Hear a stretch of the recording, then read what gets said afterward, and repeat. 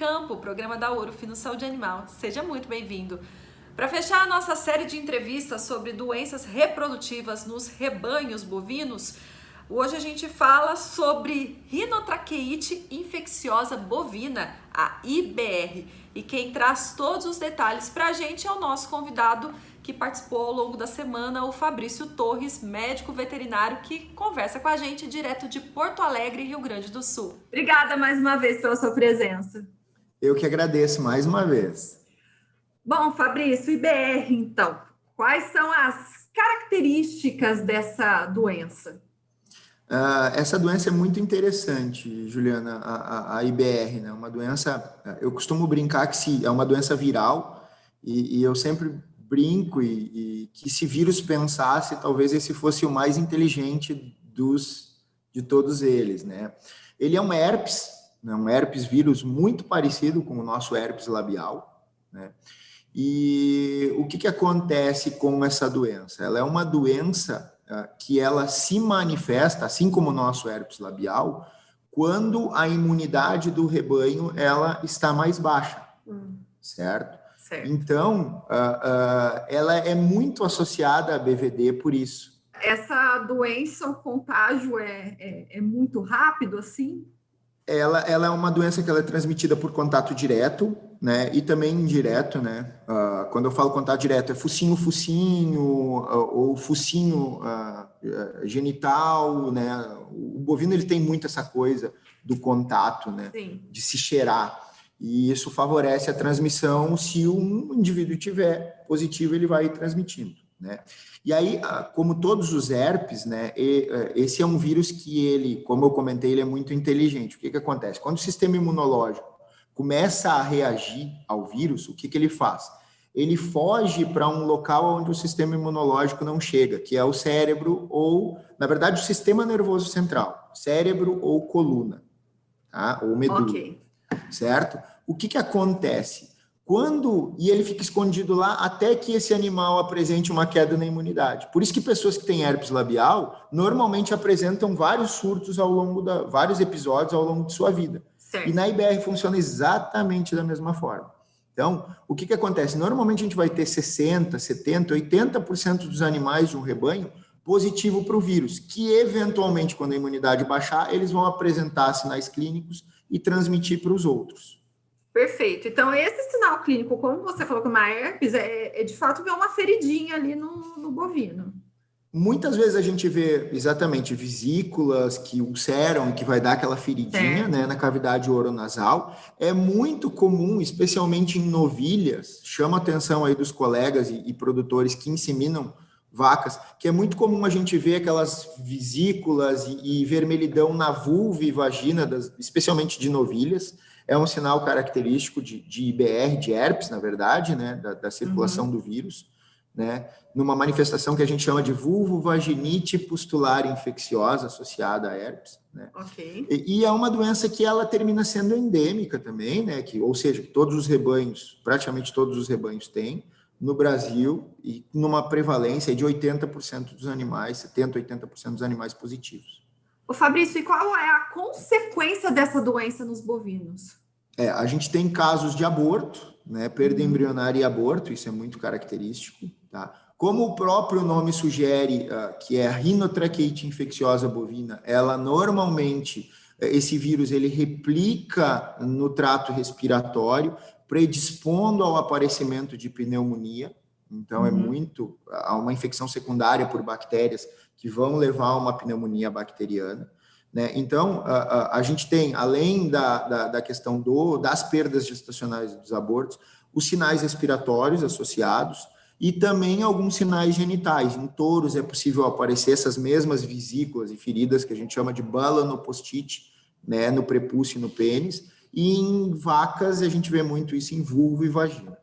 Perfeito. Bom, já que a gente está lidando com o vírus, vacina é imprescindível nesse contexto. É importante a gente ter em mente, né, que aquilo que a gente sempre fala, né, e comentou a respeito da lepto e também da BVD, a vacina ela é uma solução extremamente importante, mas ela deve ser associada a outros pontos, né? Então, como é uma doença que ela se manifesta em baixa de imunidade, é muito comum rebanhos onde a gente vê, por exemplo, em rebanhos de leites com estresse térmico ou com dieta mal formulada ou com camas mal projetadas, ou seja, o ambiente e o bem-estar animal, e aí entra uma ciência que eu vejo que é a ciência talvez desse século, que é o bem-estar animal, está diretamente ligado à questão de imunidade e que está ligado à questão da manifestação da IBR. Então, um conselho que eu sempre dou para o produtor: se coloque no lugar da sua vaca e veja se ela está confortável. Se ela estiver confortável, as chances da manifestação clínica da IBR,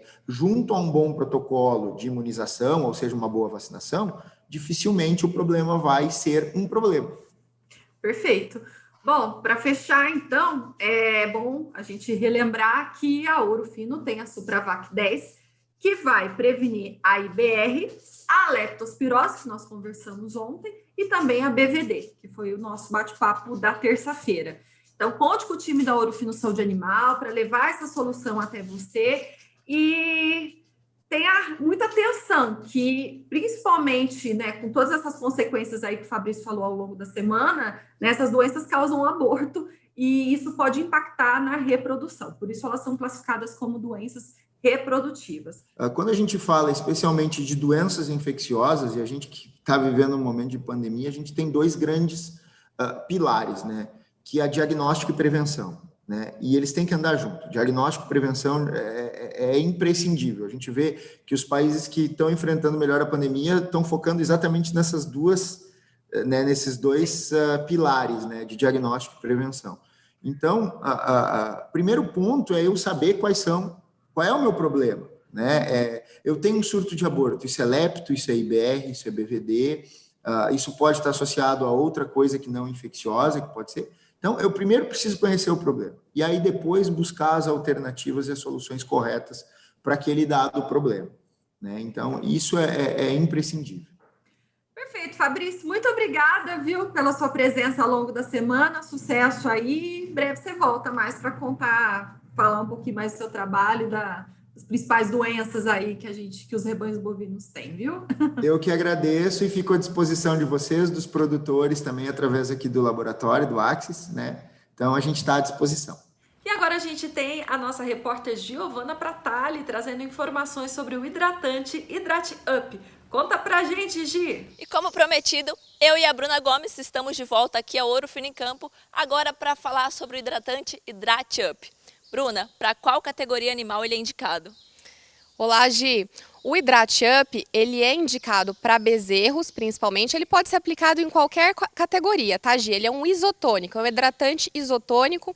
Então, ele pode ser indicado para bovinos, para equinos e suínos, até em aves. Mas o nosso foco aqui é bezerro. Então, nos bezerros, ele é indicado principalmente para ser coadjuvante no tratamento das diarreias. Então, protocolo de diarreia ou qualquer outra doença, não precisa nem ser diarreia, viu, Gia? Alguma doença em que o animal esteja em déficit de energia, que você vê que o bezerro está abatido, não está com vigor. Então, qualquer doença que remeta a esses sinais, então a tristezinha. Então, fez um protocolo com antimicrobianos, um protocolo que a fazenda já está habituada a fazer, a gente coloca o Hidrate Up juntamente aí no protocolo para dar aquele up mesmo no bezerro. Bom, os prejuízos são muitos quando o assunto é desidratação. Pode falar um pouquinho sobre eles? É isso aí. A desidratação em bezerros, pessoal, ela é muito importante porque ela vem acompanhada, bem comum, né, nos quadros de diarreia, mas ela pode estar presente mesmo quando o animal não apresenta um sinal clínico evidente de alguma doença. Então, nos casos de diarreia, ela é muito presente. Então, o animal perde água, perde sais, né? E é importante que a gente trate essa diarreia, trate a causa, se ela for infecciosa, a gente faça o tratamento adequado. Ela pode ser de causa nutricional, então pode ser um desbalanço ali de manejo, a gente tem que adequar esse manejo, mas independente da causa da diarreia, é muito comum o animal apresentar desidratação e desequilíbrio ácido-base, que para o bezerro neonato, principalmente esse bezerro bem jovenzinho, ela é muito grave e pode levar a óbito aí em poucas horas. Então, é importante que a gente faça o diagnóstico rápido dessa desidratação, que a gente comece esse tratamento rápido para que a gente não tenha um bezerro com um quadro grave de desidratação, porque aí ele já chegou num momento que a gente às vezes não consegue reverter tão facilmente. Excelente, Bruna. E eu sei que o modo de uso é bem fácil, né? É bem facinho. Então, o Hidrat-Up, ele vem em sachês de 100 gramas. Esse sachê a gente dilui em 2 litros de água, sempre em 2 litros de água, e fornece 2 vezes ao dia para os animais. Então, nos casos de diarreia mais grave, é importante que a gente forneça somente o Hidrat-Up. A gente dá uma suprimida do leite por algumas horas, não precisa ser muito tempo. Por quê? Nesse momento, a exigência do bezerro é água. Tá? E já tem pesquisas que indicam que quando a gente faz uma suplementação de hidratante com água, a recuperação da volemia, vamos dizer assim, do líquido do corpo é mais rápida e mais intensa do que com leite ou somente leite. Então é importante que a gente faça essa recuperação da hidratação e aí a gente volta com leite aos pouquinhos.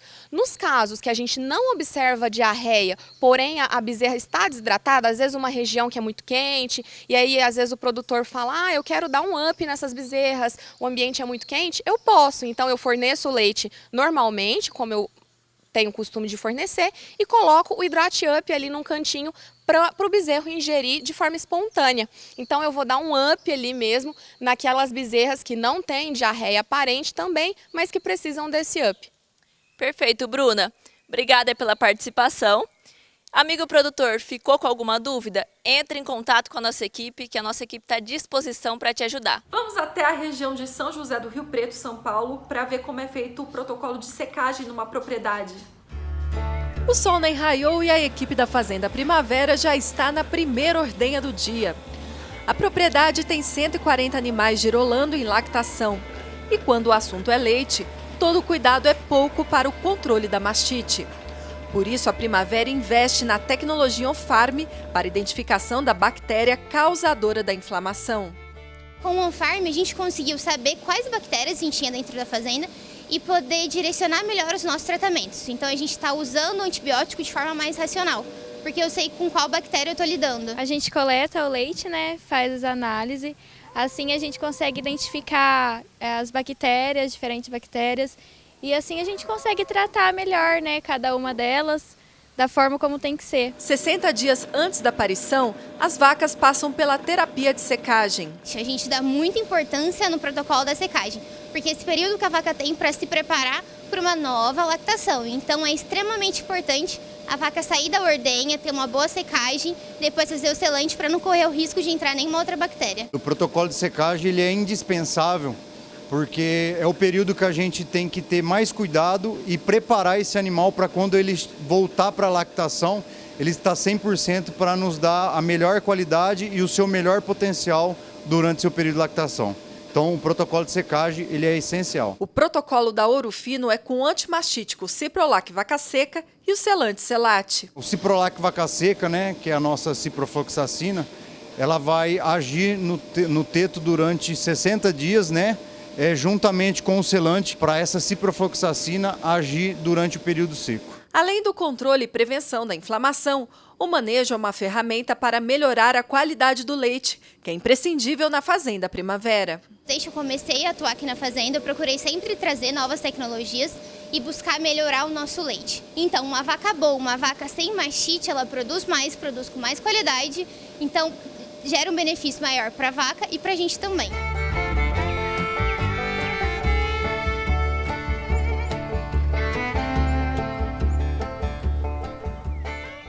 Essa edição termina aqui, obrigada pela sua companhia. Amanhã sextou e sextou com o Ouro Fino em Campo. Eu vou te esperar, hein? Tchau!